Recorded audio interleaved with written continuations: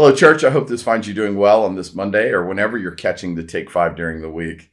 Just a quick moment to tell you that I'm in the middle of wedding season this fall, as I've got 4 weddings in about 2.5 months. I just had the privilege of performing the Davis Wasty wedding this past weekend in Savannah, and it was beautiful. And I'm thankful for these families in our church and just an opportunity to be a part of their life, not only from watching the kids grow up, but to doing their wedding.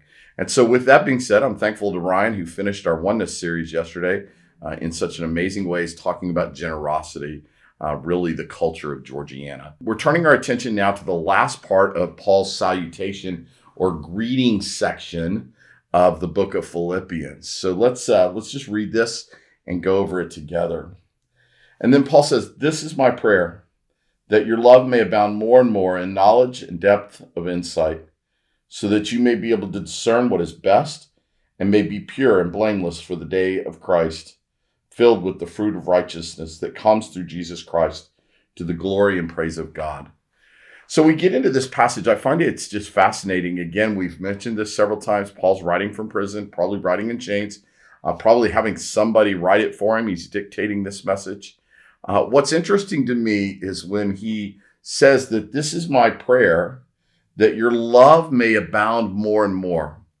Notice that Paul doesn't pray for their provision or their protection, 2 things that he knows right now he does not possess. That he doesn't say, listen, my prayer for you is that your life would be filled with many, many things, that your plate would always be full with food, that you would be protected from your enemies, and that God would smite those who speak evil about you. That's not his prayer. His prayer is about love. Church, this is the heart of the gospel. He says, I pray that your love may abound more and more. Isn't this the real challenge in the world we're living in? Is that our love is thwarted at so many turns? That Paul would say the most important thing is that it would abound more and more. When I think about prayer, and I spend a lot of time in prayer, and I pray for many of you, I pray for our church, I pray for my staff, I pray for my accountability partners, I pray for my brother Titus here on Merritt Island. I know that those prayers many times can come in the form of crisis prayers. You're going through a crisis. You make me aware, and I pray for your crisis. You probably pray mostly crisis prayers, if we're honest. But I want to share with you that one aspect of prayer that I think Paul is getting at here is that I don't just pray for somebody's crisis. I pray for people that God might provide for them the foundation and the basis for them to be prepared for the crisis, for them to know that God is the center of their life, so that when the crisis comes, as it does to all of us, that we're not thrown off course, that we can stay the course. So many of my prayers for my accountability partners, specifically my staff, is that God would build into them a strength and a courage, a Joshua 1:9 kind of courage, so that they can face the many challenges of being in ministry. I know that everybody thinks that pastors only work 1 day a week. I got news for you. It's mostly a lot more than that, and it's mostly filled in living in the overflow of somebody else's pain.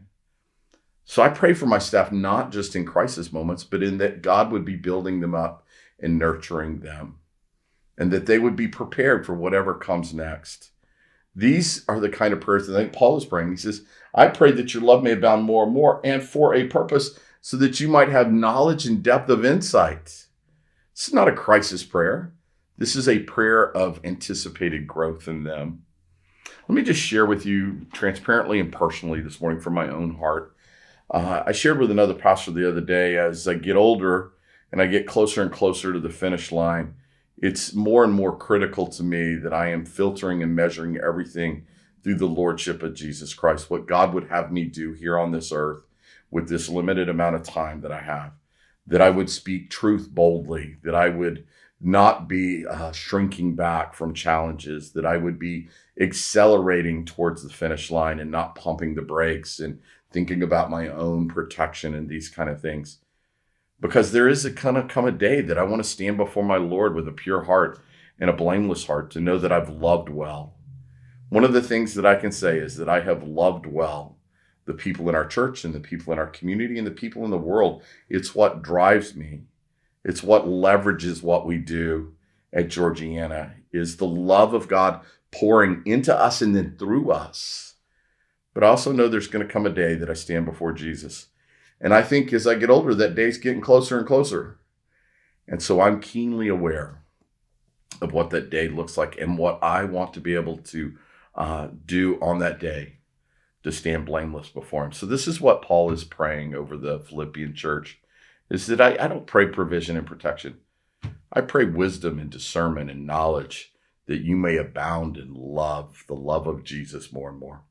So as you move about your week this week, church, I just invite you to check in with your prayer life. What motivates it? Are they crisis prayers? Are you investing in somebody's foundation through your prayers? And then are you loving more and more? I want you to know how much I do love you and how thankful I am for our time together on Mondays. May you have a glorious week, and I'll see you next Monday.